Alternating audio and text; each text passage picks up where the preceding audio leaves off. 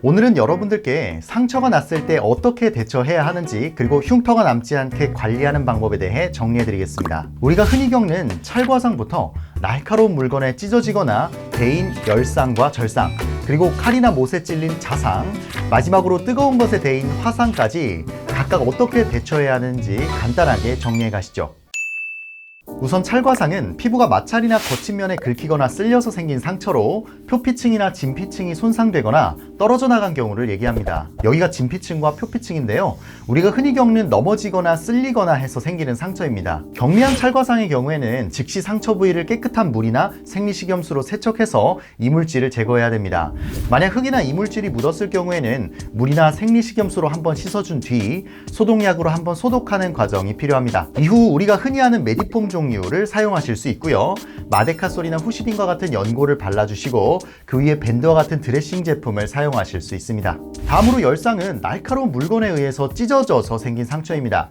피가 나고 벌어진 상처인데요, 비슷한 경우로 절상이 있습니다. 끝이 예리한 물건에 피부가 잘린 경우를 말하는데요, 이런 경우 상처 부위가 넓고 벌어진 경우에 봉합이 필요할 수 있어 병원으로 가야 하는 상처입니다. 다음으로는 자상이 있는데요, 이건 칼이나 못 같은 뾰족한 물체에 찔린 상처입니다.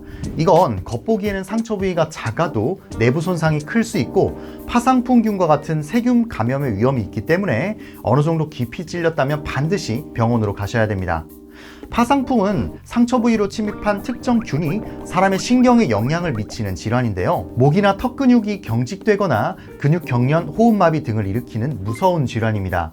하루나 이틀에서 길게는 2주까지 잠복기를 가지고 증상이 나타나게 되는데요, 특히 더러운 쇠나 흙이 묻어있는 물체에 자상이 생긴 경우 발생할 수 있으니 반드시 상처를 수돗물로 깨끗하게 씻고 바로 소독해 주셔야 합니다. 이물질이 상처에 남아있거나 6시간 이상 방치하면 나중에 소독한다 해도 파상풍이 생길 위험이 커질 수 있고요, 이후 반드시 병원에서 적절한 치료를 받으시는 것 권해드립니다. 마지막으로 화상에 대해서 말씀드릴 건데요, 화상은 손상된 깊이에 따라 1도, 2도, 3도 등으로 나뉩니다.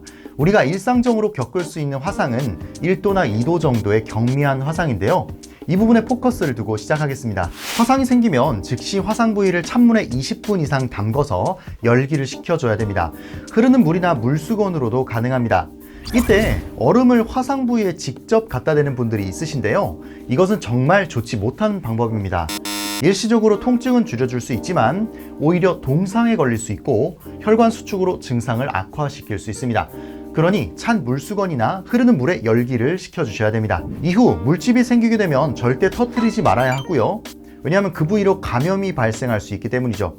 그리고 이런 경우는 거의 없으시겠지만 로션이나 된장, 간장, 소주 이런 건 절대 바르시면 안 됩니다.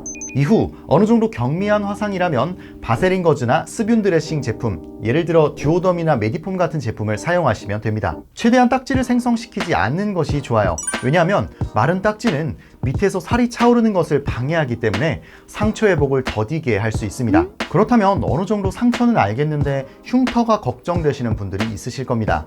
흉터는 간단히 염증 관리와 보습에 신경 써주시면 됩니다. 만약 고름이 심하고 염증 반응이 있는 경우에는 흉터가 더 심하게 번질 수 있으니 병원에서 소염진통제를 처방받아 염증 반응을 줄여주는 과정이 필요합니다. 한편 건조한 환경에 상처가 노출될 경우 딱지가 생기게 되는데요, 아까 딱지가 생기면 상처 회복에 안 좋은 영향을 준다고 말씀드렸죠. 우리가 메디폼이나 듀오덤과 같은 스뷴 드레싱 제품으로 상처를 스뷴한 환경, 즉 보습을 유지해주는 것은 흉터를 최소화할 수 있는 좋은 방법입니다. 가벼운 상처의 경우에는 메디폼이나 듀오덤과 같은 스뷴 드레싱 제품으로 흉터를 예방할 수 있으며 일반적인 흉터는 시간이 지나가면서 자연히 사라지게 됩니다. 하지만 안타깝게도 상처가 비정상적으로 치유되었을 경우에도 방법은 있습니다.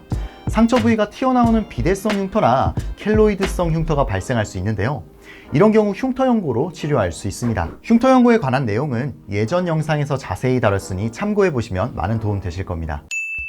오늘은 간단하게 상처의 종류와 각각의 대처 방법, 그리고 흉터에 대한 개괄적인 관리까지 알아봤는데요, 앞으로 어떤 상처에 어떻게 대처해야 되는지 짧은 시간에 정리되셨을 겁니다. 앞으로 더 좋은 영상으로 인사드리겠습니다. 이상 큰 그림 그린 약사 오약이었습니다. 영상이 도움이 되셨다면 여기 구독 버튼을, 누군가에게 추천해주고 싶다면 좋아요를, 매주 새로운 영상을 받아보고 싶다면 알림 설정 눌러주세요.